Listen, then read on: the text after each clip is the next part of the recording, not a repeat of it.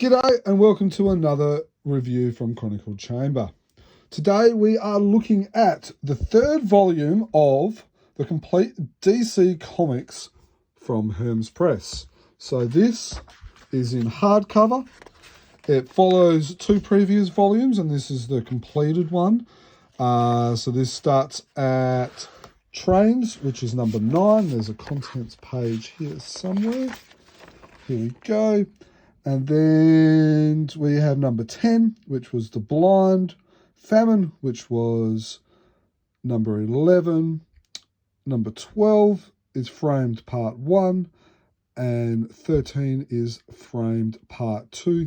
And then there is an amazing interview by by Spike Barkin, interviewing Lee Falk. And this is a long interview. This goes for, let's count the pages. Let's quickly flick through it. I'll do some highlights.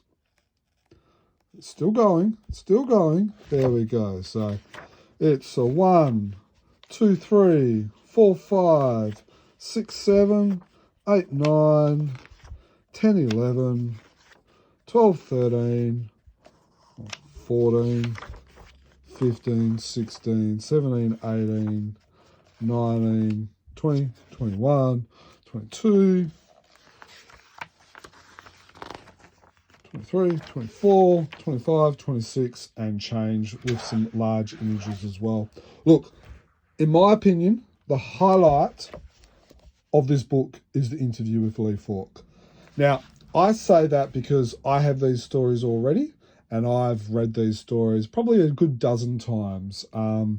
So that's why, for me, the highlight is the interview. But if you have not read these stories, or you've read a couple, these Hermes books are a great way of collecting all the stories. The colours are amazing.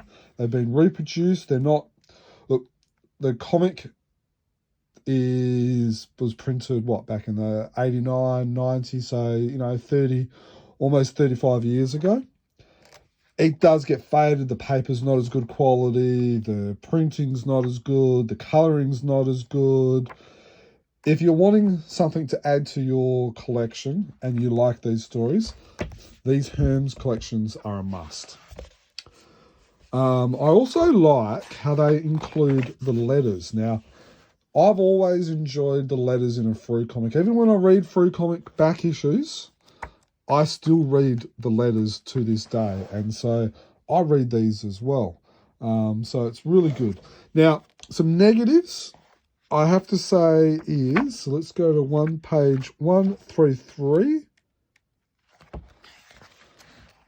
This here and this here was originally a double page spread type of thing. Obviously, the reason why it's not in here is because Hermes, had removed the adverts that was in the original DC comic. Now, people might say, well, why is that wrong there? The reason why is because on page 136 and 137, it's also a double page. And seeing this is the wedding, in my opinion, this is the better page to be showing as a proper double page spread. That's the only negative. There's not really a way around it. You could put it in an advert for one of the other Hermes books, but that's kind of counterproductive. You put it in a letters page. There's not really a way around it. And I'm knowing Hermes who pride themselves on producing good things, they would have probably agonized over that. The other problem with a double page spread like this is you have this big gutter. I think that's the technical term in the middle, and it kind of takes away from the page. But look, there was a couple of other problems in the interview, like the text was different, but that's just a minor issue. Apart from that, there's no real negatives with this book. The price could be seen as a negative for some, but look, if you were to buy those comics, you're looking at a $15, $20 Australian, US, wherever you are, for a comic. You get 3. Look, I picked this one up for $80, and it's hardcover, so it's going to be protected. Now, I want to quickly touch upon the interview at the back, because some people might have not read it, or they might want to go, well, I've got these issues. Why do I want this?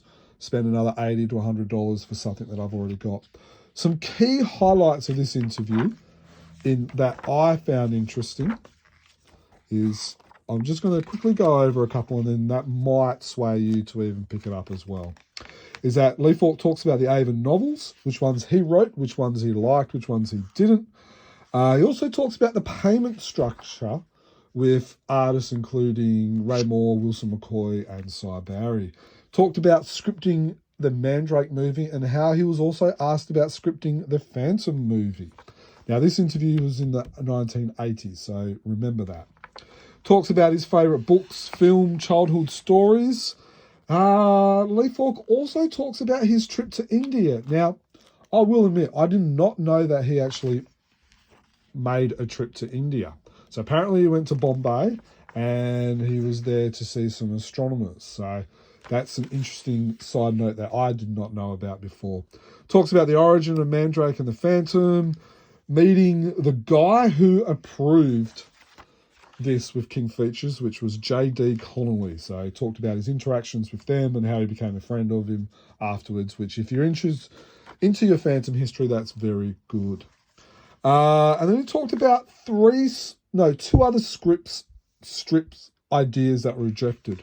One was a war theme and another one was about King Arthur. And then there's a lot of other stuff which I personally knew, but there's some other stuff that you probably wouldn't know, but they were just the highlights to me. So look, this book, must get. If you are a hardcore collector or you don't have these issues, these comics are arguably some of the best stories ever written. We have a podcast with the writer and the artist about these stories. Fascinating interviews. Make sure you go and listen to those.